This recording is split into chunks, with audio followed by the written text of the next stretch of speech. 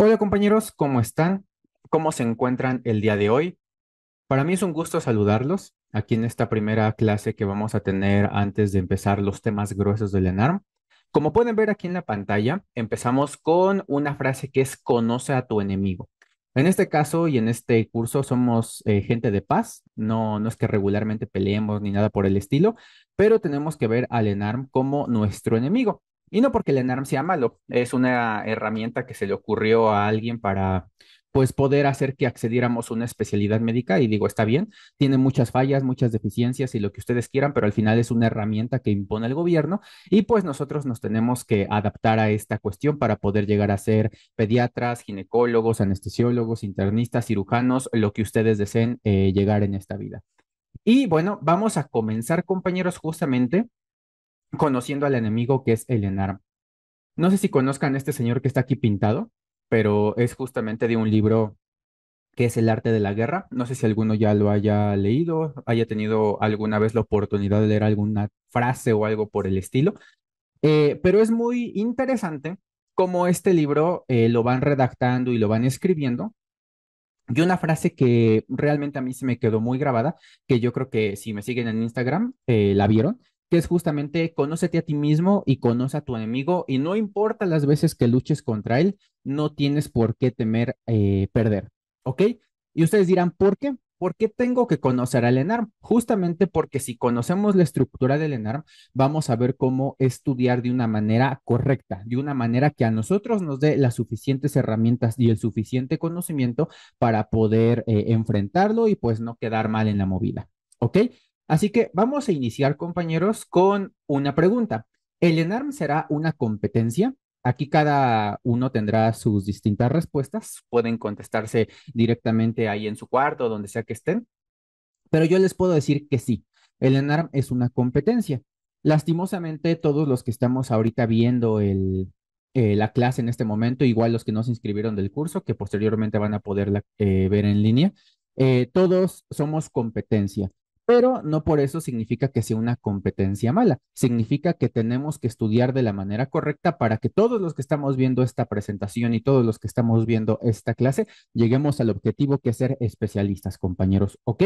Y como todas competencias, no es lo mismo una competencia de boxeo que una competencia de atletismo, así como no es lo mismo una de 100 metros a un maratón. En este caso, el ENARM hay que verlo como un maratón, compañeros. ¿Y por qué como un maratón? Porque justamente si ahorita nos ponemos a revisar, faltan más de 300 días para poder llegar al examen. Y justamente es mucho tiempo el que tenemos que estar aguantando y aguantando y aguantando la cuestión de estudiar, la cuestión de hacer simuladores, la cuestión de repasar, la cuestión de varias cosas que a nosotros nos van a estar sucediendo a lo largo del año. No se crean. Así como ustedes están estudiando, yo también tengo que estar revisando, actualizando, que ya salió la nueva GPC. Entonces, todos estamos en una misma línea de trabajo donde el objetivo es vencer al ENARM. En este caso, ya serían 5 ENARMs a los que me enfrento desde que empecé, pues, este bonito curso llamado Doctor García. Y la verdad es que he aprendido mucho y por eso es que me gustaría transmitírselo a todos ustedes. Y vamos a comenzar desglosando el ENARM, compañeros, ¿ok? Ustedes dirán, ¿qué, ¿qué tiene el ENARM que yo tengo que conocer? Y para empezar, vamos a ver el número de aspirantes, ¿ok? Aquí lo cerré en 50,000, hubo un poquito más de inscritos y un poquito menos de los que presentaron el examen por X o Y situación. No fueron los 50,000, fueron unos 48,000 y cacho, pero lo vamos a dejar en 50 para dejar un número cerrado. Entonces, aproximadamente fueron 50,000 aspirantes los que se inscribieron al último examen que acaba de pasar en septiembre. Aquí tenemos el 100%. Y de este 100% vamos a ver que las plazas ofertadas para todos estos aspirantes compañeros son 18,529. Como pueden ver, es pues un número bastante grande, pero comparado a los inscritos, no llegamos ni siquiera a la mitad. De todas estas plazas ofertadas son 18,167 para mexicanos y 362 para extranjeros. Como podemos ver, pues evidentemente los mexicanos tienen más oportunidades que quedar a un extranjero. Tampoco son la misma cantidad de alumnos extranjeros que se inscriben, pero aún así las plazas son más reducidas. Ahora, de todo esto se hacen 280 preguntas, compañeros, donde 250 son en español y 30 en inglés. Por lo tanto, aquí es que empezamos a ver un poquito de, ¿cómo decirlo? de oportunidades, ¿ok? ¿A qué me refiero con oportunidad? Que estas 30 preguntas de inglés son una gran ventaja que nosotros podemos obtener si es que estudiamos de manera inteligente. Ahora, la dificultad de las preguntas la vamos a dividir en alto, en medio y en bajo. ¿A qué se refiere con esto? Que justamente las preguntas de dificultad baja son aquellas que todo mundo se tendría que saber, que son realmente preguntas sencillas que todo profesional de la salud no tendría ni siquiera que titubear para poder contestarla, pero como pueden ver son las que valen menos, un punto.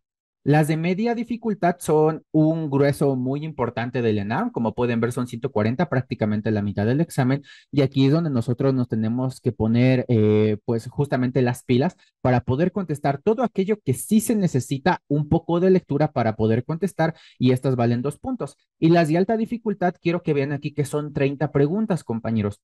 Estas 30 preguntas están diseñadas exclusivamente para que ustedes fallen, ¿ok? El ENAR es un examen donde no puedes sacar 10. Es imposible que tú saques 10, que saques 95. Ha habido casos que han salido 91 del examen, pero son excepcionales. Justamente por esas preguntas de alta dificultad. ¿Por qué? Porque son preguntas que nos van a hacer la diferencia entre alumnos que tienen el mismo puntaje, es decir, dos alumnos sacaron 70, vamos a ver quién respondió más preguntas de alta dificultad que el otro. Y respecto a eso es que los van acomodando en el número de fila. Si alguien tuvo 70 de puntaje total, pero tuvo contestadas 25 altas y el otro tuvo 22 altas, va a estar primero en la fila aquel que tuvo más altas, ¿ok? Justamente es para hacer esos desempates. Así que no habría que, digamos, preocuparnos de más por tener estas preguntas de alta dificultad buenas. ¿Por qué? Porque son preguntas filtro, ¿vale? Y como podemos ver, aquí vamos a dividir el ENARM por especialidad. Medicina interna se hicieron 84 preguntas, cirugía se hicieron 60, pediatría se hicieron 81 y ginecología se hicieron 55. ¿Ok? Está un poquito dispar la cuestión del número de preguntas porque medicina interna y pediatría predominan y cirugía y ginecología son las que tienen un poquito menos, pero eso no nos tiene que desanimar, al contrario, nos tiene que alientar y ahorita vamos a ver por qué. Y la duración del examen, compañeros, es de 6 horas, compañeros, ¿ok? Esto es muy, muy importante porque así podemos establecer un tiempo máximo en lo que nos podemos tardar por pregunta, que en este caso serían 77 segundos, poquito más de un minuto, ¿ok? Cuando empecemos las clases en vivo y contestemos preguntas, siempre les voy a estar diciendo, faltan 10 segundos, faltan 30 segundos, para que ustedes más o menos se vayan haciendo una idea de cuánto se pueden tardar por pregunta. Ahora, ustedes me dirán, ¿y yo qué puedo hacer con todo esto?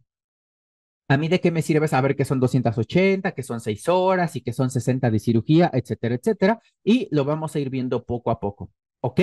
Si nosotros empezamos a sacar los porcentajes de las preguntas, podemos ver justamente que este 10% que vemos aquí son lo que le corresponde a las preguntas de inglés, compañeros, ¿ok? Como podemos ver, un 10% pudiera parecer muy poquito, pero si nosotros dominamos la parte del inglés, o a lo mejor no lo dominamos de que somos unos B2, C1, C2 o algo por el estilo, sí nos da mucha ventaja tener la mayoría de las preguntas de inglés buenas, porque por ahí se pueden escapar 2, 3, 4, 5 puntos que se le pueden sumar al puntaje total y eso ya haría una diferencia respecto a alguien que no maneja el idioma inglés. Ahora, siendo sinceros acá entre nos, si llegamos hasta este punto de la carrera donde ya terminamos la licenciatura, en algún momento ya tuvimos que haber leído inglés y pues sabemos lo esencial para poder contestar el examen. ¿Qué nos va a faltar? Vocabulario y eso lo vamos a resolver de una manera particular a lo largo del curso, pero ese es tema para mañana, ¿ok? Ahora, si nosotros nos vamos a las preguntas por grado de dificultad, vamos a ver que estas preguntas, en este caso las de medio y las de baja dificultad, si las sumamos, nos da un total de un 75% de lo que es el examen. Entonces, por decirlo de alguna manera, si tenemos todas las preguntas de baja y de mediana dificultad buenas, ya tenemos asegurado un 75, compañeros, ¿ok? Esto es un poco imposible porque dependiendo de nuestras fortalezas y dependiendo de lo que estudiemos más, es lo que más vamos a saber. Hay gente que, por ejemplo, puede ser muy hábil en la cuestión de pediatría, entonces a lo mejor todas las de pediatría las va a tener bien o un gran porcentaje, pero esa misma persona que es muy buena en pediatría tal vez le falla mucho cirugía general. Entonces, ahí puede bajar un poquito el puntaje, pero como podemos ver, El ancho y el grueso de lo que nosotros tenemos que contestar está en las de mediana y en las de baja dificultad. Estas preguntas de alta dificultad podemos llegar a tenerlas bien por varias situaciones. Por chiripa, porque las leímos un día antes, porque nos encontramos el dato random en la guía de práctica clínica y de tanto que nos salió en algún simulador o en alguna tarjeta nos la memorizamos o la que sea. Pero es poco probable que nos sepamos preguntas de alta dificultad. Y como podemos ver, aquí hay algún ejemplo, ¿no? ¿Cuál es el mayor factor de riesgo para desarrollo de cáncer cérvico-uterino? Pues todos sabemos que es el BPH, ¿ok? Esa es una de baja dificultad. ¿Qué tipo de BPH está involucrado en cáncer cérvico-uterino además del 16 y el 18? Aquí ya nos empiezan a torcer, porque no basta con saber que el BPH es lo que más provoca cáncer, sino cuáles son las cepas que lo van a causar. Y en este caso son 16, 18 y todas las 30. ¿Ok? Se los adelanto, pero lo vamos a ver con más detenimiento. Ahora, esto solo lo vamos a saber si leímos. No es como que lleguemos al examen y nos la vayamos a saber nada más porque sí, esto lo tuvimos que haber repasado y es justamente lo que vamos a estar haciendo a lo largo del curso. Y también, ¿cuál es el gen que codifica la reacción oncogénica del BPH18? Esta es una pregunta ya perra, ¿no? Como yo les digo, una pregunta pasada de verga. Y como pueden ver, esta muy difícilmente alguien la va a contestar. O le va a atinar, o va a tener suerte, o la leyó un día antes, o sepa Dios qué hizo, pero la va a tener bien por una razón que no es el estudio. Y es más o menos a lo que nos vamos a poder enfrentar.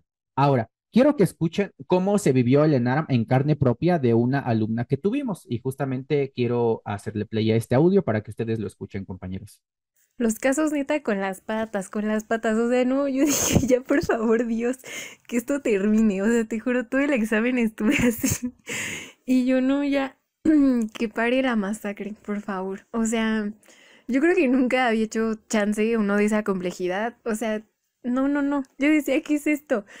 Cuando nosotros vayamos estudiando a lo largo del curso, van a ver que en los simuladores o en alguna pregunta que yo les haga, va a decir, ¿qué tiene la siguiente imagen? Y no va a haber imagen. Y a lo mejor ustedes van a decir, ah, no, el doctor hace simuladores bien culeros porque no le pone imagen a una pregunta con imagen. Y esa no es la intención. La intención es que ustedes se vayan acostumbrando a lo que es el examen. Sin embargo, todas estas preguntas que les estoy comentando que pueden venir difíciles, mal redactadas, etcétera, ¿qué creen? Entran en este amplio, bueno, no amplio, este pequeño grupo de preguntas de dificultad alta. Y como podemos ver, son la minoría que, como les digo, pueden tenerlas bien por chiripa, por suerte, por lo que sea, menos porque estudiaron. Así que no se preocupen, ¿vale? Continuamos. Y en este punto, compañeros, en esta gráfica de pasteles, creo que se puede observar de una manera más tangible cómo es que distribuimos los exámenes. ¿Ok? Ahora, aquí este fue el número de preguntas que se hizo por especialidad del año pasado y aquí podemos ver el porcentaje que, volviendo a lo mismo, medicina interna se lleva el amplio y el grueso de las preguntas con un 30%. ¿Ok? Seguido de pues otras, ¿no? Aquí está un poquito, bueno, aquí está mal puesto el color porque pediatría es el 29 y ginecología ocupa el otro 20%, ¿no? Pero básicamente quiero que observen que medicina interna es el ancho. Pero ¿qué pasa si nosotros nos vamos con las especialidades más rentables? ¿Cuáles son esas especialidades más rentables? Cirugía, pediatría y ginecología. Y ustedes me dirán por qué. Porque si nosotros queremos estudiar todo medicina interna, tenemos que estudiar neuro, neumo, endocrino, cardio, psiquiatría, geriatría, dermatología, reumatología, etcétera. Son muchas subespecialidades las que tenemos que abarcar para estas 84 preguntas. Y aquí viene algo que suele ser un mito en el examen. Algunos dirán, el examen es más fácil el día uno, o el examen es más fácil el último día. Conforme va avanzando el examen, se hace más difícil. Y no significa que sea más difícil. Significa que el primer día a lo mejor preguntaron mucho más, no sé, cardiología, ¿no? Y no preguntaron casi neumología, de algo que alguien pudo haber estudiado muchísimo, ¿no? Y en la parte quirúrgica, casi siempre las que se van a llevar el ancho de las preguntas va a ser cirugía general y ATLS. Oftalmo, torrino, uro y trauma y ortopedia suelen ser las que son menos, pero a lo mejor un día se les ocurre preguntar en lugar de 5 preguntas de otorrino, preguntan 10 o preguntan 12, ¿no? Y ahí justamente se ve la diferencia, porque no le puedes llegar a poner tanta atención a esa especialidad y a pesar de que sigue siendo el grueso cirugía general y ATLS, ahí es cuando te tuercen, ¿ok? Así que en esta parte Medicina interna es lo menos rentable que nosotros podemos estudiar. Y con esto no quiero decir que no lo estudian. ¿Por qué?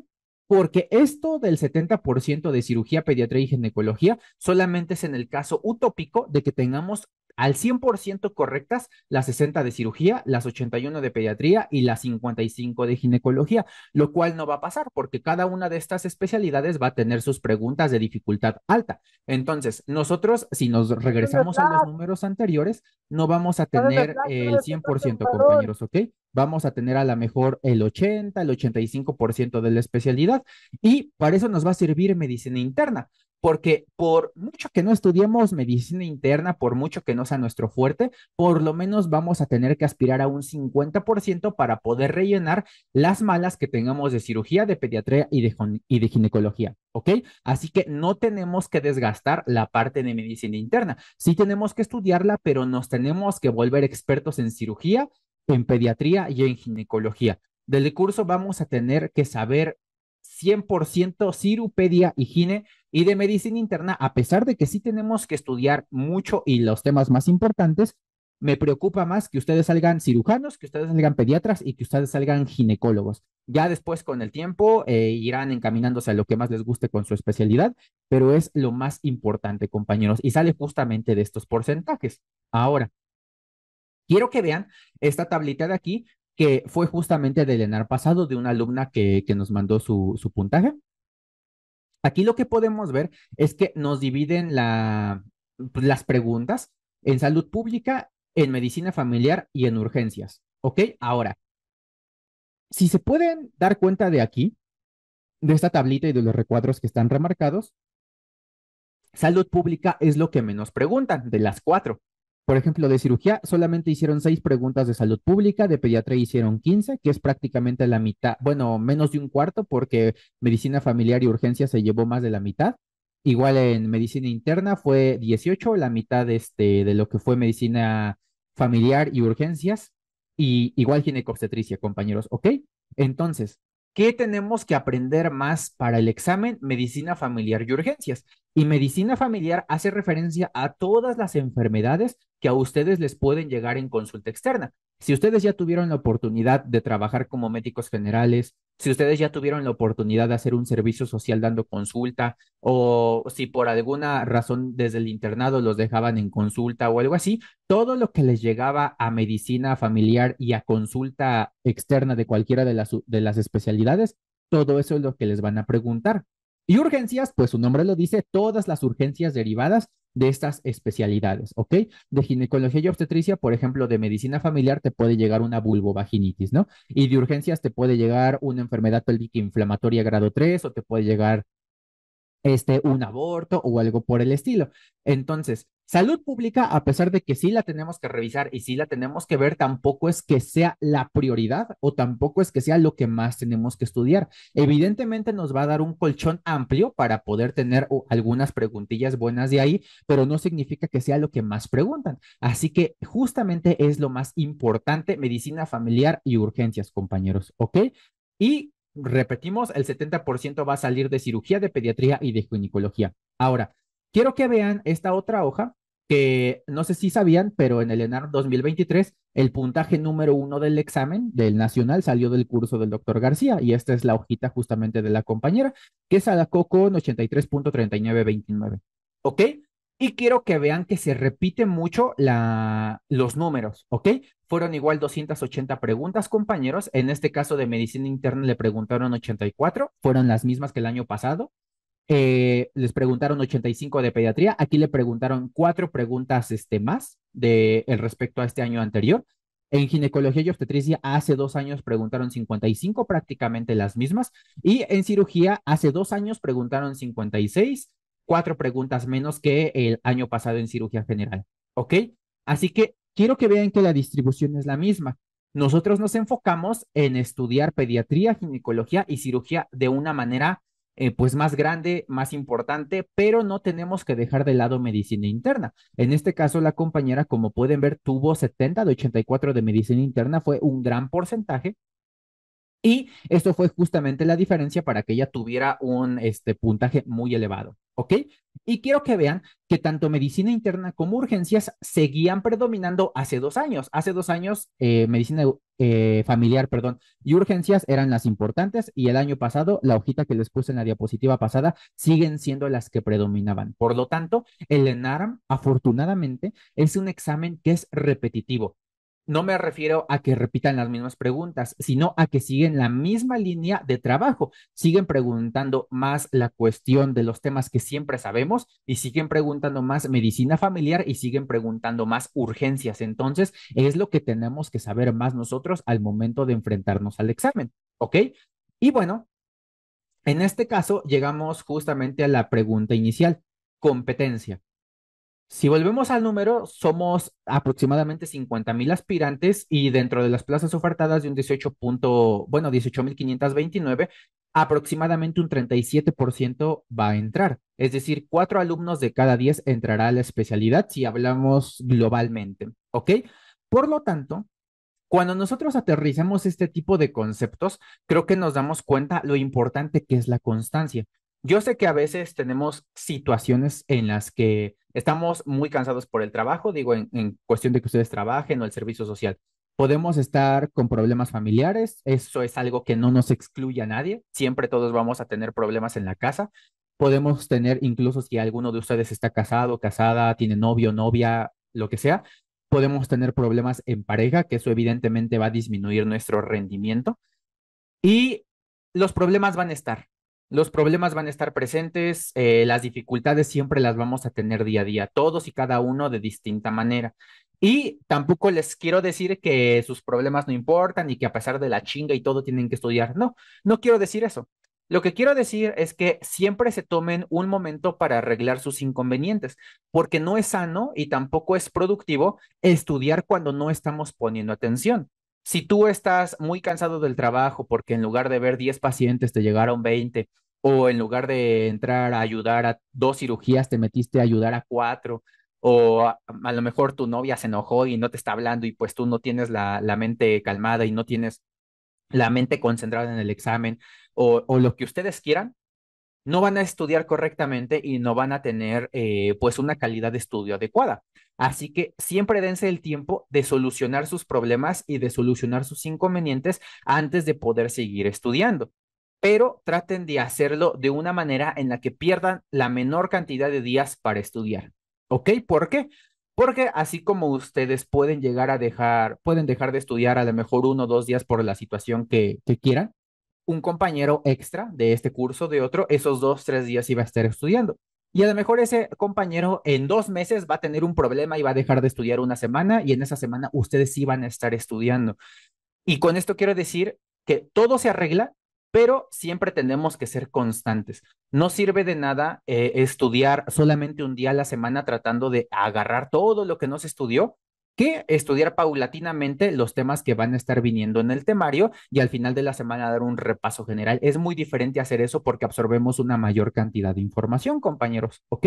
Y en este punto, como estaban mencionando justamente al inicio de la clase, de que algunos ya tienen ansiedad, de que algunos ya empezaron a ver los videos, etcétera, etcétera, es totalmente normal, es totalmente esperado. El ENARM es un examen complejo que siempre saca hasta este punto la mayor ansiedad que podemos llegar a tener y yo creo que es algo normal, es algo natural que nos va a suceder, por lo tanto no tienen por qué sentirse como que menos que otras personas simplemente por esa situación, pero lo que sí quiero decirles es que todo se va a poder. Tenemos mucho tiempo todavía, tenemos muchos días por delante, muchas semanas, muchos meses, todavía tenemos una gran cantidad de clases que ver, tenemos muchos simuladores por delante y tenemos muchos recursos nuevos que yo sé que les van a ayudar al momento de presentar el examen, compañeros, ¿ok? Y bueno, con esta parte es que terminamos este primer análisis del examen.